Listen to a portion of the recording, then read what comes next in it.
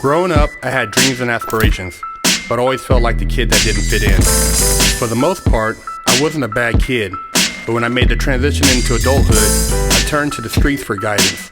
This led to getting locked up in juvenile hall, doing time in CYA, and eventually a 120-month sentence in federal prison. I had a lot of time to think and reflect during my federal sentence, so I share with you what I learned, hoping I can positively influence someone else's life with Prison Talk. Getting down with Fresh Out, and you're tuned in to another Prison Talk. Now, this story came to me through a viewer, and man, this blew me away. Broad daylight, these guys are walking a safe out of a house in LA. It was really frightening, to be honest. Stay. Groucho, stay. And I have a German Shepherd next to me, so I feel, a little bit safer. They were very much in their own zone because I think they were so stressed about getting this safe out. I've never seen anything like this happen in front of my eyes, and so I just couldn't believe that it was happening. And there were multiple neighbors that were standing outside, and this happened over the course of 4 minutes, and I was just flabbergasted that, nobody was doing anything. I'm witnessing something that I can't stop, but I want it to stop, and the best thing that I could do is just hide behind my camera and my phone. Their neighbor being robbed of their safe. And I would imagine that this person personally knows the people that live next door to them or on this particular street. And they did nothing but hold their camera up. I mean, is this what it's come down to? People filming each other get robbed and do nothing about it? I'm not saying you got to try to jump and be Superman, or I'm not saying that you necessarily have to risk your life. These guys, I don't see them risking shooting anybody because of how they're actually carrying out the robbery. They came and get the safe in the car. They got the car. They didn't obviously come prepared, but they found the safe and were able to get it out the house and are struggling to put it in the car. And this guy's watching, and it looks like it took a little bit. Of course, the cops ain't gonna be able to get there in time before these guys take off. But I'm just thinking there had to have been something they could have done to prevent the neighbor's safe from being driven away. Now,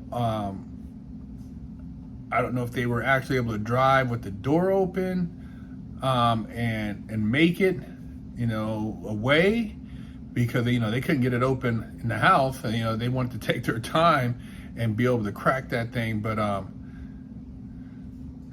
this is a part of that whole hoodie face mask thing. You put a hoodie on with a face mask and you're invisible. It's the invisible cloak. And that's what these guys are doing. They're running around with the hoodie and the face mask on, and they assume nobody can see them, therefore they can do what they want when they have this type of costume on. It's like, man, trying to reverse this type of psychology, and in the neighborhood that's going down, good luck. Good luck. This is what happens when policies favor the criminals. And I'm an ex-criminal, and I'm telling you, you feel like, hey man, there is no consequence, no accountability. You're like, oh man, they're letting everybody get away with stuff over here. I mean, that's what's gonna happen.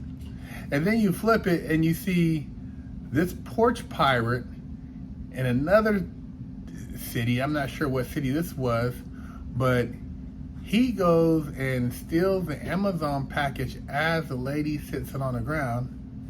And the kids, they gonna handle it.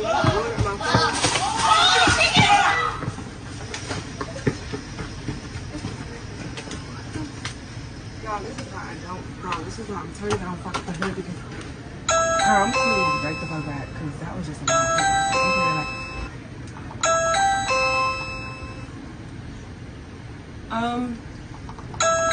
Hi, someone literally just stole your package like 2 minutes ago. Excuse me. You got your package back. Where's your package back? Oh, snap. Thank you. You're welcome. I appreciate that. Thank y'all. Have a good day. You too. You too.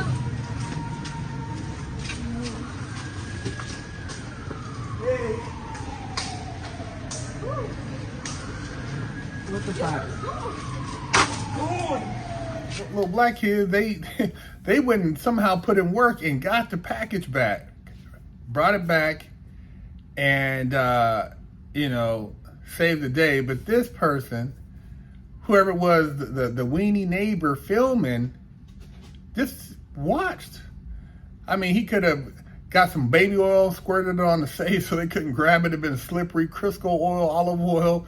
I mean, I don't know. He could have threw some eggs at him if he wanted to. He could have got, something and punctured their tires so they couldn't drive off. Man, you could have done anything. I mean, if that was somebody I really felt I was cool with, even if it wasn't somebody I felt was cool with, if I seen it, I don't think I could have just stood by like that. I'm not that type of person to watch a woman get assaulted or somebody get robbed, and just like turn and act like I don't see it. I'm not cut like that, but a lot of people are.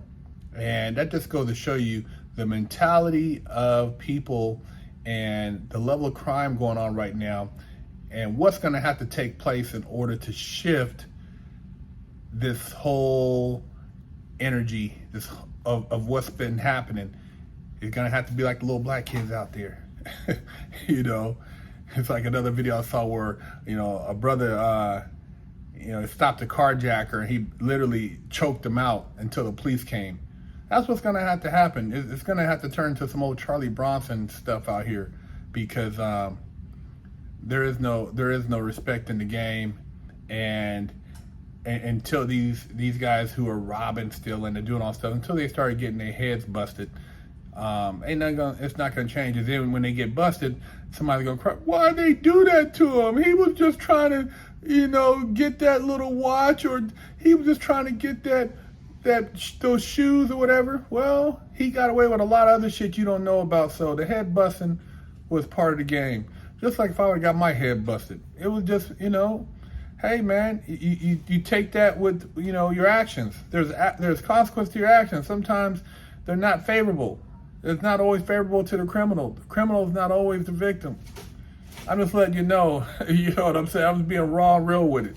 So let me know what you guys think. Leave a comment, share the channel, subscribe, go to FreshOutSeries.com, pick up some merch. Also go to Big Herc 916, YouTube and IG, subscribe, represent. Same thing with the Fresh Out IG, and also go to Muscle Up Car Lifestyle, YouTube and Instagram. See ya.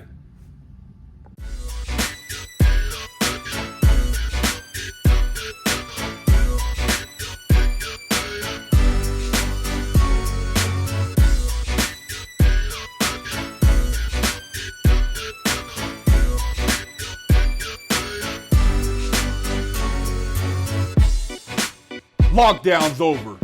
Get your yard time in. Exclusively at FreshOutSeries.com. What's up? Big Herc 916 with Fresh Out Ministries. We're doing a new program where we're doing a takeover of a mom pop cafe or restaurant, and we're doing a pay it forward. So we're going to offer free meals at this particular restaurant or cafe, mom pop, for a certain amount of time, and we are asking that you make a donation to pay it forward so that we can continue doing this program for other mom pop restaurants and cafes, because we know that it's hard times out here. You have a lot of people that talk the talk, but they don't walk the walk. And so we're actually walking the walk. We've been doing it for over 11 years on social media. We've been getting shadow banned. We've been getting demonetized. So we want to give back, and this is our way of giving back to helping everybody through these trying times with this economy. A lot of churches, they got hundred billions of dollars, and you don't see them out here helping the people who are in times of need, but they're still taking in the form of donations. But how's it helping the community? We want to build a community sense where we help each other, we can all overcome. You can't sit around wait for somebody to save you. You got to save yourself. And this is the way you do it. So by us being able to do these takeovers with Fresh Out Ministries, with the mom pop restaurants and cafes, we want to build a film, talk to you guys, get your feedback on what's going on right now in society. Hopefully you guys find it in your heart to donate. This donation, which is a pay it forward, will allow us to do other mom pops around the country eventually. But right now we're going to be in Southern California and Los Angeles, Orange County. So hey, reach out to your local businesses there.